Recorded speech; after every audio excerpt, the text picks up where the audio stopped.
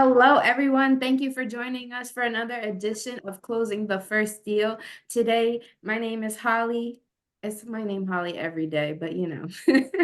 And my co-host, Dr. Gavin. We also have a special guest. We have Frantz Joseph, who's also a registered nurse, and he happens to work in the education area. So with that being said, Frantz, how are you today? I'm fine, Holly. How are you? I'm Dr. doing Adams, how are well. you guys? I'm Oh, well. he's I'm well. muted. Okay, he's there. He's there. So tell us, Franz, like, how did you get started in real estate? Like, what inspired you? Well, was inspired basically to buy a single family home. So I spent the majority of my life living in an apartment building in the New York City area and was looking to start a family in more suburban areas. So that's what sparked the initial inspiration to get into real estate.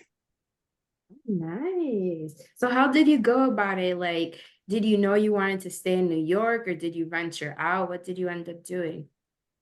Oh, okay. So I knew I wanted to stay in New York. So I'm originally from Brooklyn, New York, and I went to school in Long Island. So I had a dream of moving to Long Island, specifically Nassau County. And I felt like if I got to Nassau County, then I quote unquote made it.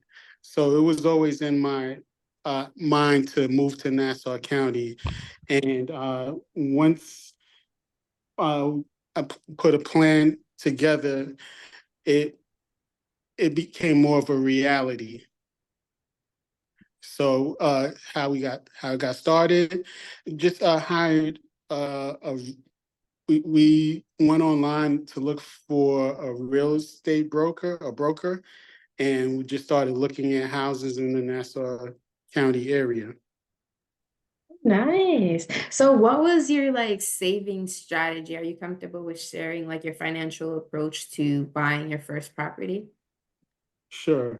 So qualified for FHA loan, and from what I understand, the FHA, you just require about, I think, 3.5% to 4% down payment. I can't remember. It's been so long. Uh, so I knew with that, the FHA paperwork approved me for approximately $300,000 property in New York. So I knew I had 300,000 and I had to come up with approximately 4%. So from there, I had a little bit of savings, worked a little extra, took a loan from my 401k just to cover the down payment, the closing costs, and moving expenses, as well as furnishing the place. Uh, I didn't really have a lengthy time to save because I just knew that needed about 3 to 4%, and so that wasn't really an issue.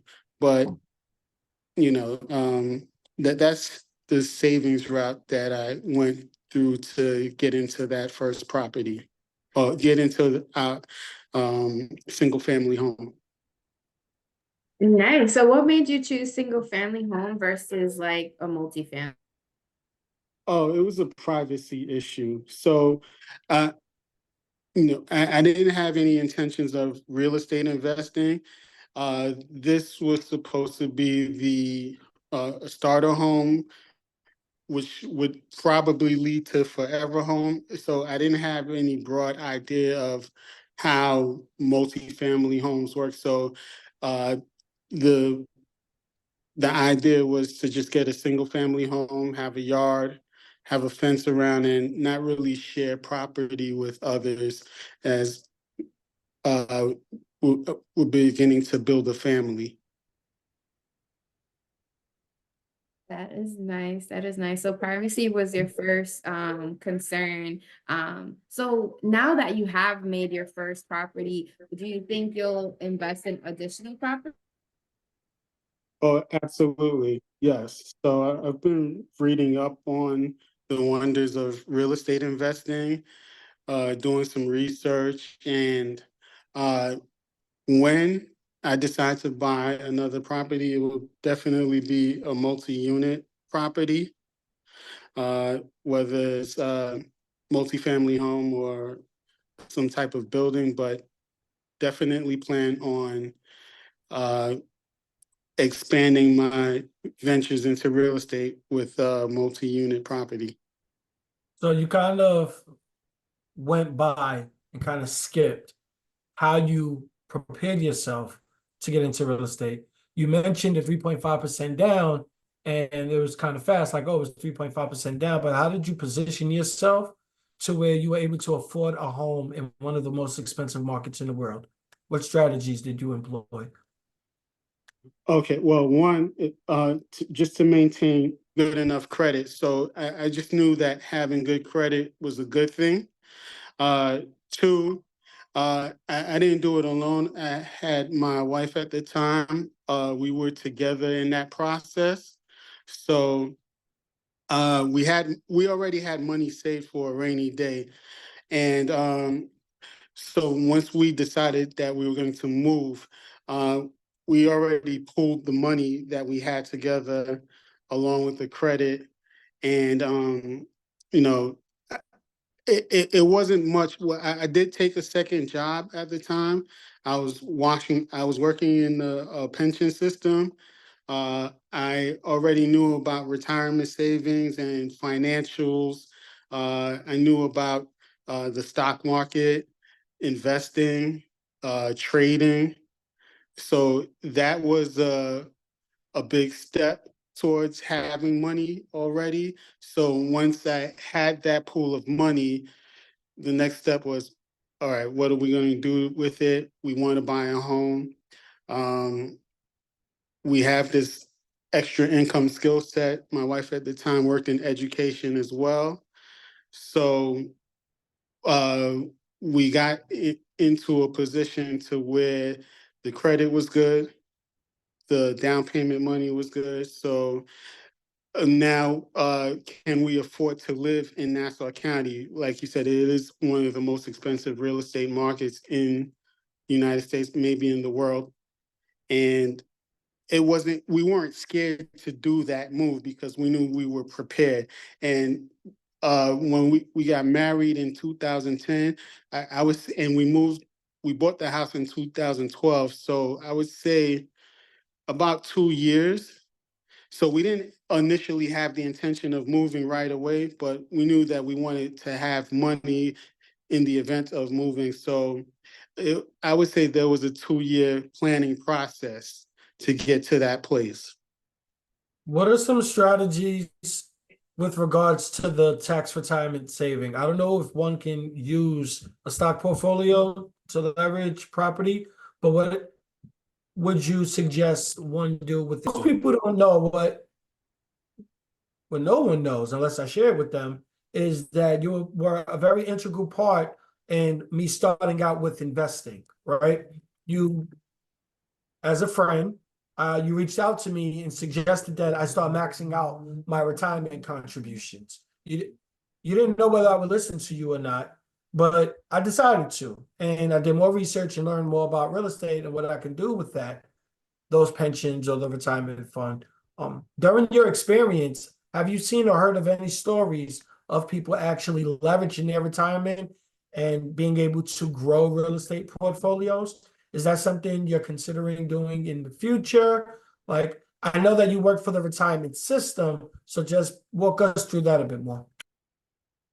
Oh, that's a great question. So, yes, I don't, at the time where I was giving you the advice, in full disclosure, I also served as your barber. So I kind of knew that you worked in education and I'm in the retirement system.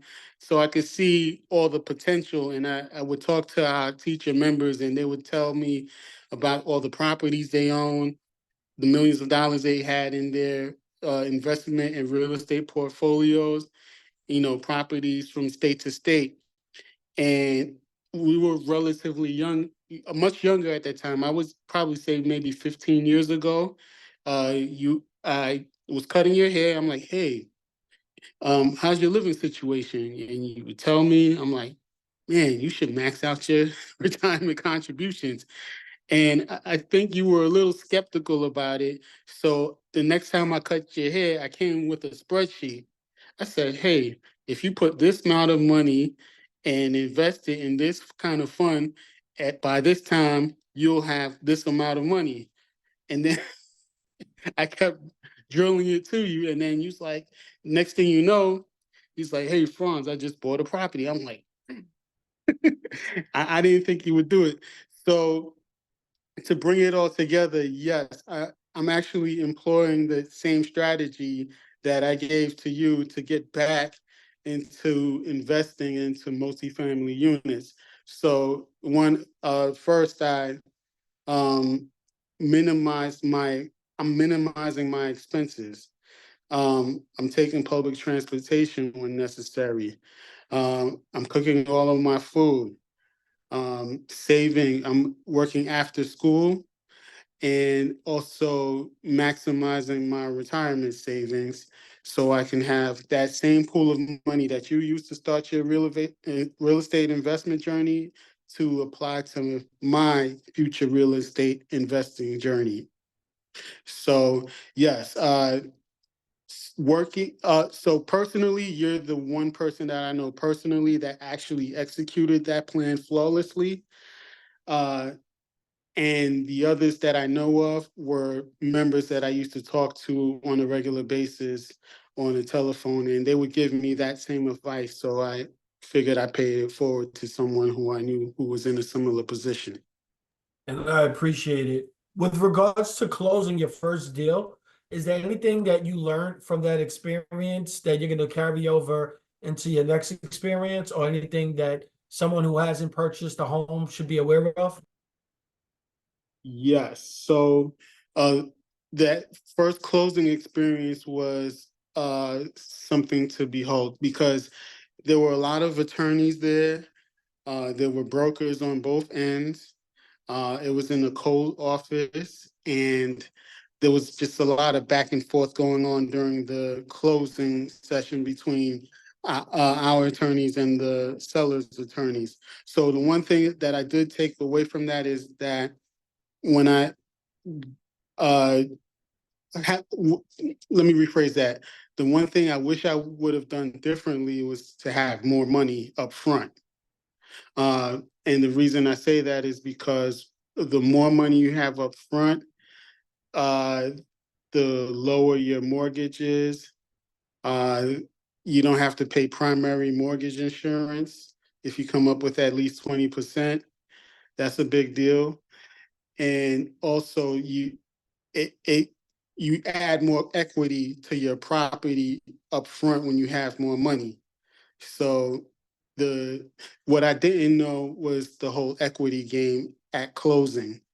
So now I understand when you go into a new deal, a new contract, you want to look for something that already has intrinsic equity.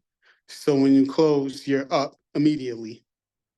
So that's something I would do differently when I get back into the investment aspect of real estate.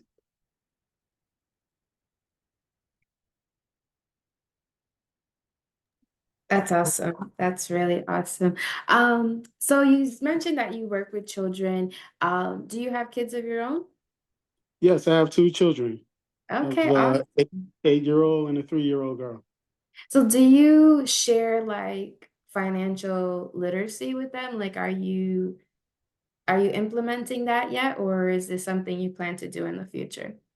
I'm implementing it now. Full disclosure, I have an 8-year-old autistic daughter. So we just, she's very aware, but she's nonverbal.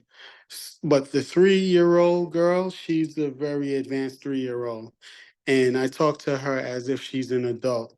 And the thing that I'm starting with her is a piggy bank. So and and how to and I'm teaching her trading time for money. So if she sweeps the floor in a certain amount of time, she'll get $1. And then I asked her, what do you do with the $? She says, put it in the piggy bank, Daddy. Great. That's the first lesson. And she gets it. So every time she works and earns $1, her first response is to put it in the piggy bank. So the next lesson uh, would be to put it in an account that gains interest so your money can grow. But I don't think she's quite there yet. But I'm trying to figure out how to get her to understand that concept. But I talk to her every day about money and the value of working and how hard you have to work initially to have money and to learn how to keep money and not spend it wastefully. That's so good and so important. And I also love the fact that you're setting the program or how you're teaching her, you're putting it at her level so that she understands like the basic concept of it, which Yeah, is awesome. Um, so I guess like with all that, like is your, what does generational wealth mean to you? that's a great question. And I struggle with the term generational wealth because it's used so loosely nowadays. But to me, I think the key to having assets and wealth transfer from my generation to my daughter's generation to a generation after that and in perpetuity is to have an understanding of how money works, to always have money working for you 24/7, 365, and being able to sustain it across generations and using the proper vehicles to allow that generational transfer to occur whether I'm here or not. So, for example, um, I still have the single family house. Um, could put it in a trust. So when we pass away, it goes to the child. It goes to our children. But on top of that, as I expand my portfolio, I do have retirement accounts and I do have stock accounts, and children are beneficiaries to that account. But the key for generational wealth is when they inherit that money, inherit those assets, that they don't blow it. They have to be protected from societal impulses. And I've seen many families who were multimillionaires, billionaires, go broke after a generation. Granddad started the business, and now the business is defunct, and the kids are out on the street. So, an important aspect of "quote unquote" generational wealth is to be able to teach the future generations how not to squander the wealth, and in fact expand it beyond where it was originally started. Good, that's good. You definitely mentioned that you have an autistic daughter. So what are the steps that you're implementing so that when she is older, she's able to like self-sustain or like will she, you know what I mean? Because it's, I Oh, guess that's it's a like great a learned behavior, like how, like when she becomes an adult, like how will she be able to like navigate the world around her? Like are you preparing her to be able to be independent? That's the end goal for her. Uh, so when she was initially diagnosed with autism, we caught it kind of early. So she's on the spectrum, but she's very high functioning. But she still needs a lot of work, a lot of attention, a lot of help. So, and it's an ongoing process. So from the time she was, I would say, 2 years old up to now, she gets behavioral therapy every day. She gets speech every day. We specifically also live in Nassau County where they have a great special education program. called BOCES, and BOCES teaches life skills and functionality to autistic children. So they'll have programs where they get the kids from the time they were in pre-K all the way into age 21, where they may teach them a skill like hairdressing, haircutting, or, the more advanced kids, they would go into some mathematical field or service-driven field. But basically, these programs teach them life skills. But on top of that, at home, you teach her. I talk to her as this in the same fashion that I talk to my 3-year-old. And Maddie, her name is Madison, by the way. She also has a piggy bank, and I don't necessarily have her doing work for the money, but when the younger child gets paid, I give something to Maddie too, so she can deposit into the piggy bank, so she can develop that habit. So if she sees a coin laying on the floor, instead of putting it in her mouth, she puts it in the piggy bank. Um, Also, constant talking to her. Although she's nonverbal, she understands, and the communication doesn't stop. We always talk to her. So she went from someone who was not in control to someone who can listen, follow directions, uh, dress themselves, change their clothes, bathe themselves, brush their teeth, know when they have to use the bathroom. These are things that people who aren't on the spectrum take for granted. But for a child like her, for her to be able to do those basic things independently is a win for me. And now that we know she has those baseline skills, I definitely work with her on a daily basis to try to get her to reach some level of independence. So, and also as a parent with a little financial background, and I work with special needs children in the nursing field as well, children who are the same age and same diagnosis as my daughter. Um, I, I established a special needs trust for her. So this is a trust that's outside of real estate. It's outside of uh, finances. It's just a trust that ensures that if either one of her parents passes away, there's going to be funds set aside for her care. So she'll have services for her in perpetuity. And it's tied to an insurance policy as well. So uh, I know we're not going to be here forever, and she'll probably live a very long time. So we have to protect her as best as we can while we're here. And she's 8 years old, but as you know, time flies. So she'll be an adult before we know it. So every day we're here, we prepare for her future, and as long as we continue to do that, I believe her future will be very bright. That is awesome. I learned so much. I never even knew you could have like a trust where it works with the medical and having to pay out their services. So I can see you definitely put a lot of thought into it. That's awesome. That is so awesome. I actually want to challenge you to like get her to also clean and do what the little one does, because you said she is Yeah.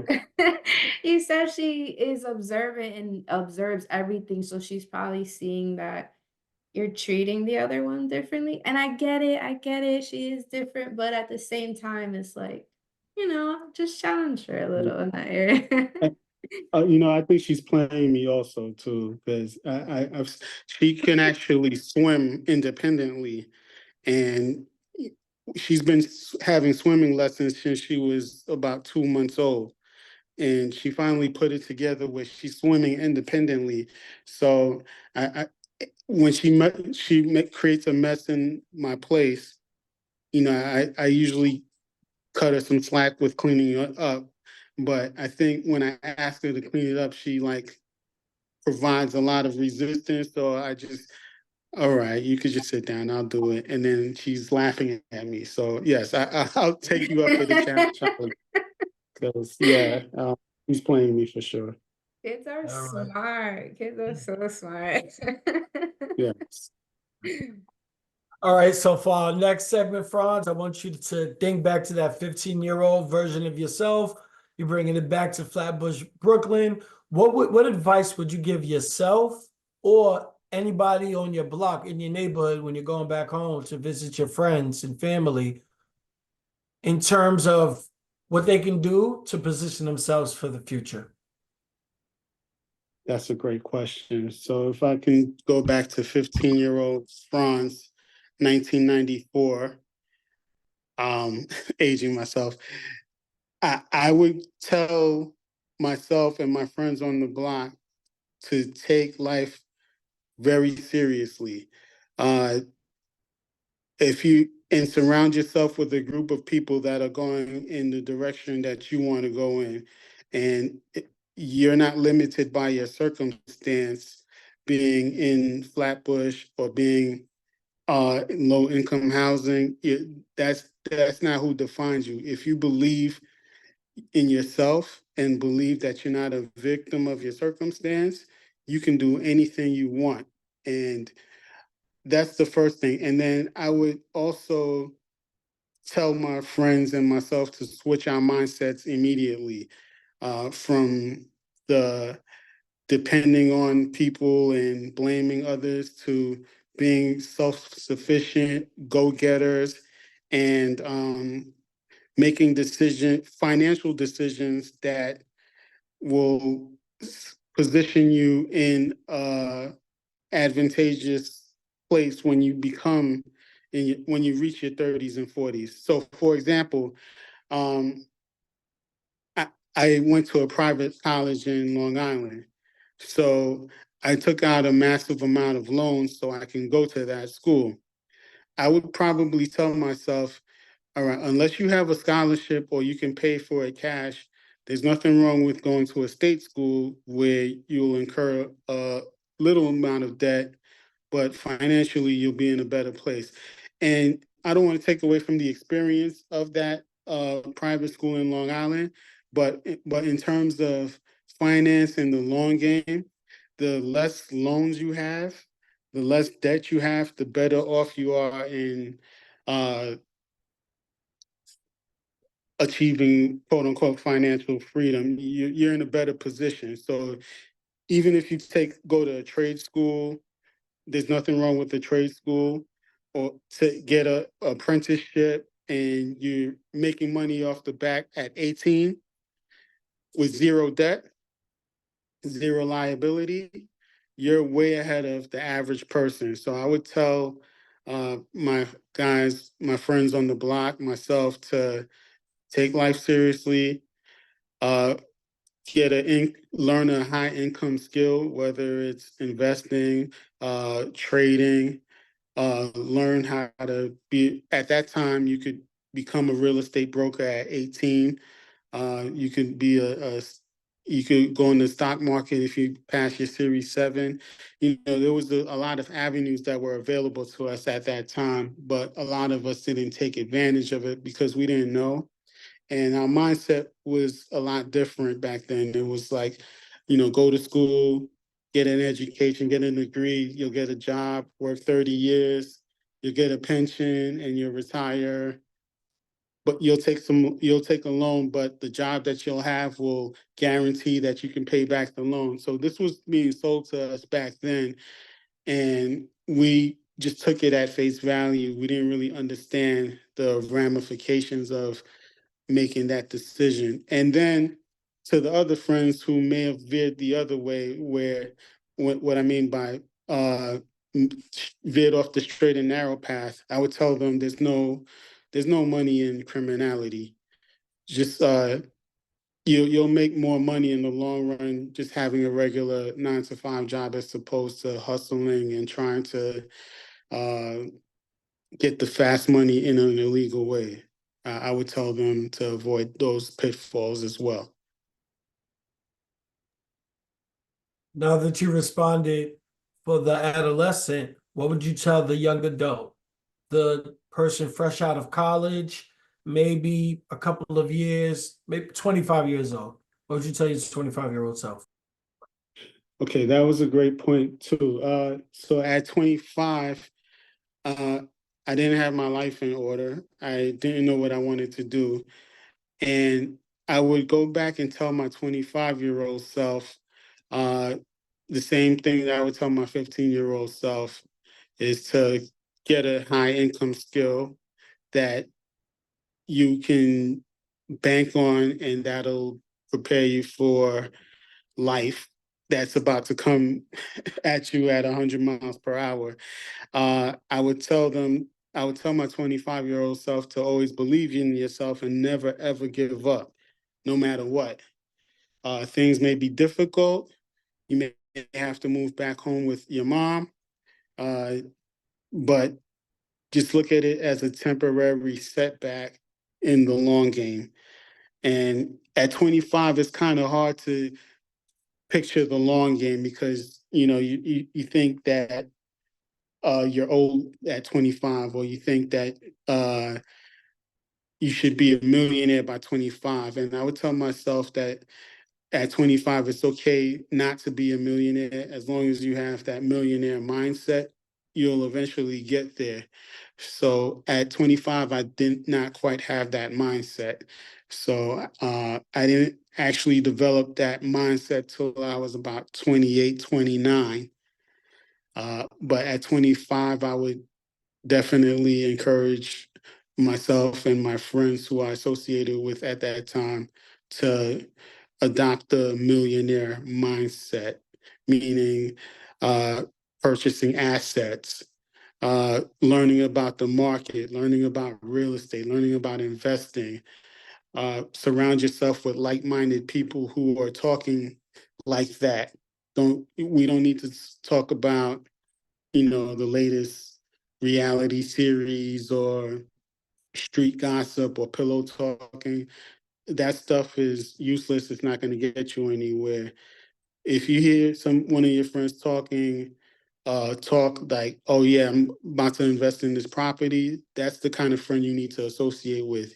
Get that person's number, get that person's MySpace at 25 or their Facebook, and make sure you keep in contact with that person because that person is going in the direction that you should be going in. I would tell my 25-year-old self that.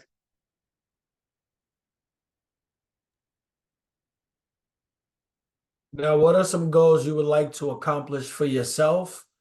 What do you need to tell yourself in order to become that person you desire to become during retirement, by the age of 50? This is your opportunity to set a goal so that you can watch this X amount of years later and say, I've either accomplished that or I need to step my game up. Oh, great. So at 50, well, for retirement at 50, it's coming up really fast. And one of my goals is to, oh, all right, let me rephrase that. I'd like to be financially independent uh, as soon as possible. Maybe 50 years old is a nice benchmark to achieve that. Uh, and be able to retire early so I can be there for my children. That's the ultimate goal. How we're going to get there is I do continuing to invest in money making assets, and I getting my feet. Dipping my feet into multi-unit real estate. I see that there's a, a market that's still relatively young, and in that, especially in the Northeast, there's a lot of opportunity. So I definitely want to expand my portfolio with real estate holdings, multi-million dollar stock options, uh, long-term investments, um, healthy retirement accounts, um, cash at hand to be able to take advantage of opportunities where, uh, as the interest rates go down, There's going to be more inventory available in the real estate market. So having cash on hand to jump on those opportunities. Say I meet with like-minded people who want to get into certain partnerships and they need cash investors. I want to be in that position to be able to act on those opportunities. And also to provide, I want to be able to furnish a comfortable life for my children, but allow them to fail under a controlled environment. So they know how they'll have a safety net, but I want them to be able to understand failure and how to learn from it without it breaking them. So where we come from, New York City, when you failure could have a lot of adverse effects on you. So we take on a lot of risk to fail. And when we fail, we're lucky enough to fail forward. But the environments in which we fail are not they're not controlled environments. So if we go down to zero, we have to start over again, and we have families to look out for. So it's an added risk, added pressure. So as I bring my children along, I want them to be able to feel the controlled pressure of what it's like to take a risk and to succeed, and how to manage that risk uh, when they fail, like risk management. I want to teach my kids risk management, and I want to be able to do it on a daily basis. So that's my end goal, but definitely multi-millions, vast real estate portfolio, time, be able to give also. Like I'm a charitable person, but it's hard to be a charitable person when you don't have much you don't have a cup your cup is not running over, as they say. So it's hard to give from a half empty cup. So as my cup runneth over, I'll definitely be more charitable than I am. So that's another thing. I'm a very charitable person. I like to give my time, my energy, any type of wisdom that I may have to impart to someone who's willing to listen. That makes my day. Even though I may not benefit from it, it's just seeing someone else prosper from something that I was able to give them free of charge. That makes my day. That's what I want to be able to do for the rest of my life. That's awesome. Like you gave so much wisdom in just the short time that we spent together. Like you shared a lot of good points and I appreciate it wholeheartedly. I did want to go back. Actually, something you said actually reminded me of Sarah Blakely. I don't know if you remember her. She's the lady who created Spanx. Um, Anyways, it's like woman attire, but she's always talking about how like growing up, her father would always ask her after school, like, what did you fail at today? And like it was like a way of challenge her to try new things. And if she said, oh, I didn't really feel anything, like he would actually be disappointed. So it was like he was training and programming her to not look at failure as like the end all be all. Instead of failure is like trying, risking stuff, like doing something for the first time and just experiencing new things. And as you were speaking, it just brought that into my mind. And I thought that was so dope. But another thing that you touched upon is the fact that you opened up a trust for your daughter. And it's something that in our community, we don't necessarily I guess not, we may be aware what a trust is, but some people may not. So I was wondering if you can elaborate, like, how do you go about creating a trust? Oh, so the best way to do it is going to an estate planning attorney. So there is an estate planning attorney in my area. But before you even go there, the way I found out about it is when I worked in the retirement system and I would do the death benefits, I would see that there were a bunch of special needs trusts. So I would just read it and understand that, oh, these are measures that wealthy people put in to protect their incapacitated relative, or relative who may be incapacitated. So I always that always stuck in my mind. So when realized that my child has special needs and looking into the future, I may not be around to protect her.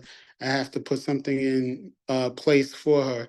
So I took out a life insurance policy for myself, and with her being a beneficiary, and I went to an estate planning attorney to establish a special needs trust and to name an executor of that trust to oversee uh, her well-being, and having a secondary uh, trustee.